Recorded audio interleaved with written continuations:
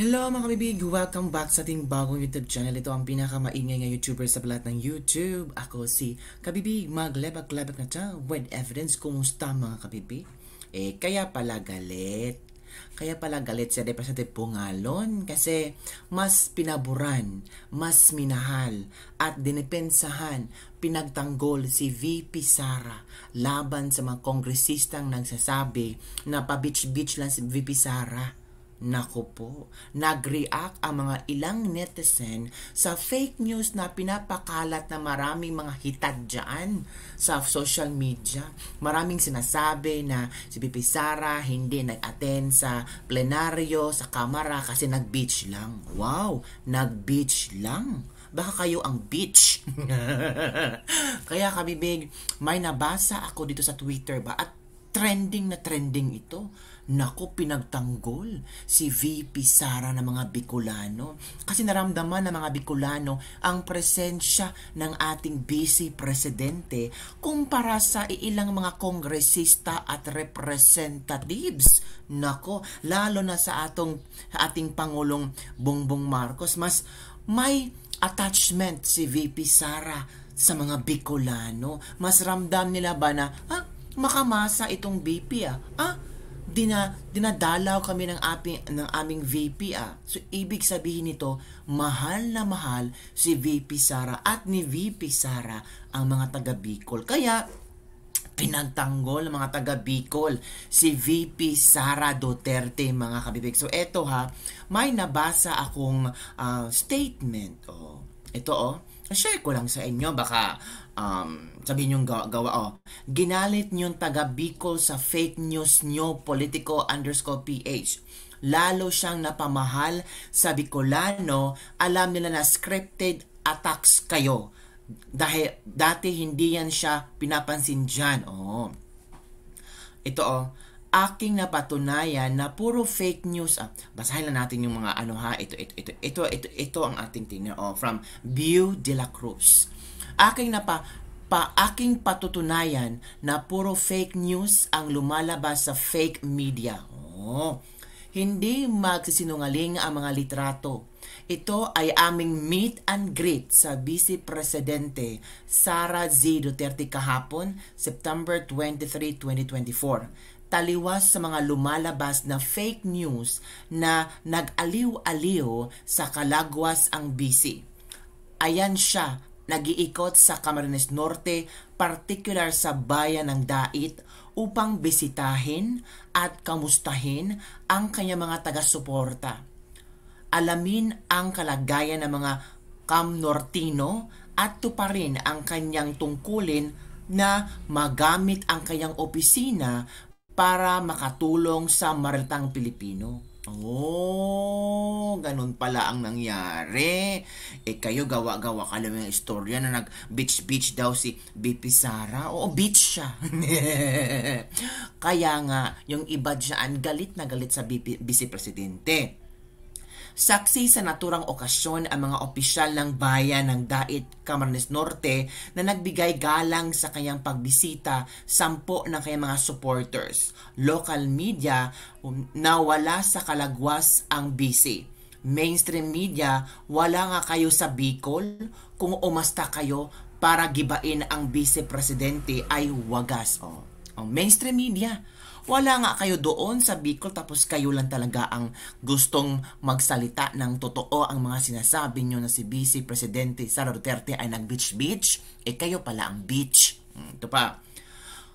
Sa ating pangalawang Pangulo Sara Z. Duterte, Office of the Vice President of the Philippines, maraming salamat po sa inyong pagdalo at pag-alam sa kalagayan ng Camarines Norte na kahit napakainit ng venue ay masaya ang busy na makipaghalubilo sa mga Daitino. Kung anong init ng panahon na siyang ding init ng pagtanggap kay Vice President Sara Duterte. Mahal na busy, di po namin kayo bibiguin at umasa kayo na kasama nyo kami sa ng mga taga-suporta nyo sa iyong hangaring tumulong. Lahat ito ay para sa Diyos, sa bayan at sa pamilyang Pilipino. Salamat po sa inyo pangalawang Pangulo. Fake. Tingnan nyo. Anong ibig sabihin yan? Nag-beach ba si BP Sara dyan? O nag-swimsuit ba? Nag-bathing suit ba? Tingnan nyo. Sinupalpal kayo ng mga Bicolano. Pinagtanggol si BP Sara. Kaya pala yung ibang representative ay galit na galit. Galit na galit at gustong pababain sa pwesto si BP Sara.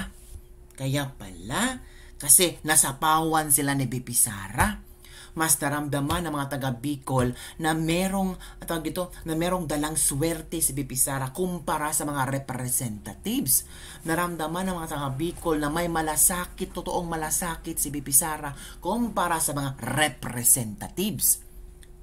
Paano na lang kung itong mga taga Bicol ay hihingi nila na bababa kayo sa pwesto mga representatives?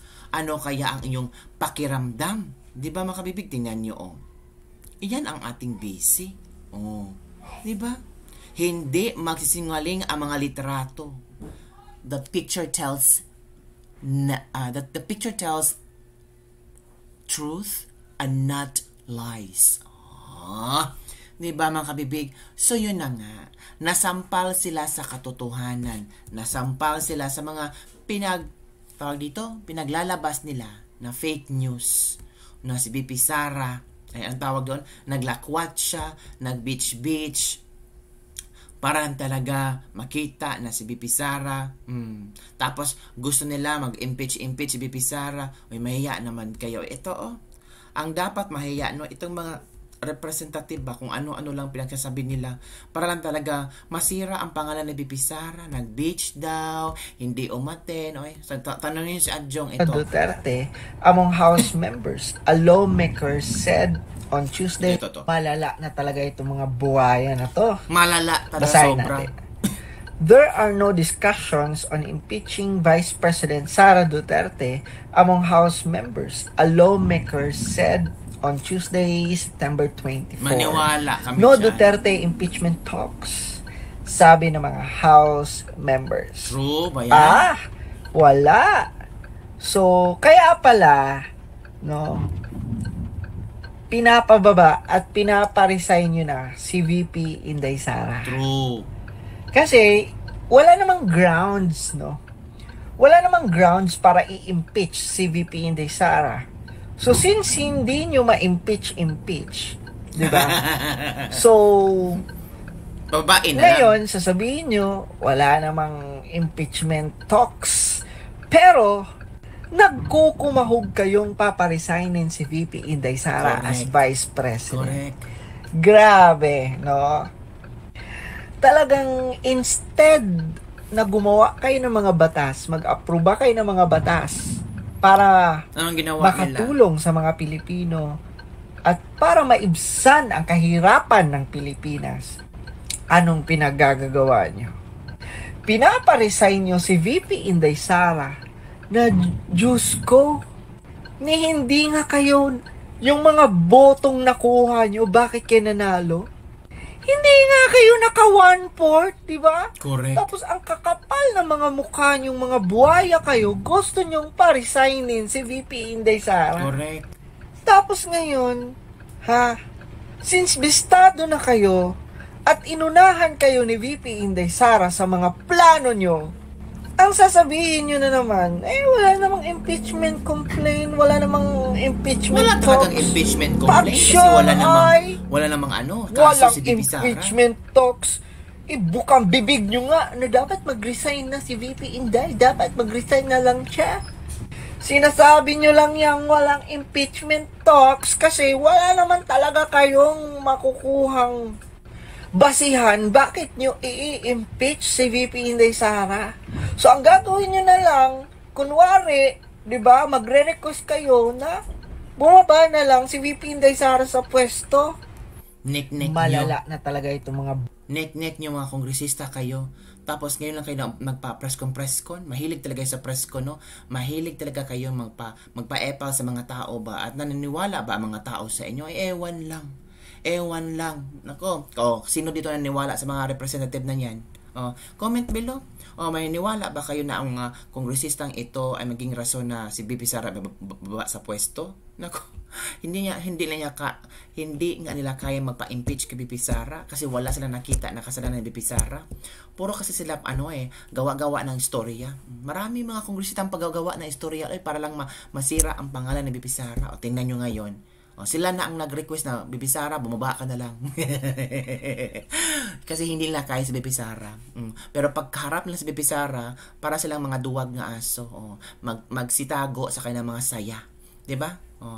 Magtago-taguan sila. Pero pag wala si BP Sara, diyan sila lalabas ang kanilang mga sungay nga fake. Pag nandiyan si BP Sara, ay naku, parang asong ulol. Parang may rabies. Pag wala si BP Sara, parang may mga rabies. Pag nandiyan si BP Sara, naku, parang tuta. So yan lang po mga kabibigan, ating latest Labag-Labag for today. Don't forget to like, subscribe, and share this video. Bye everyone, see you next time.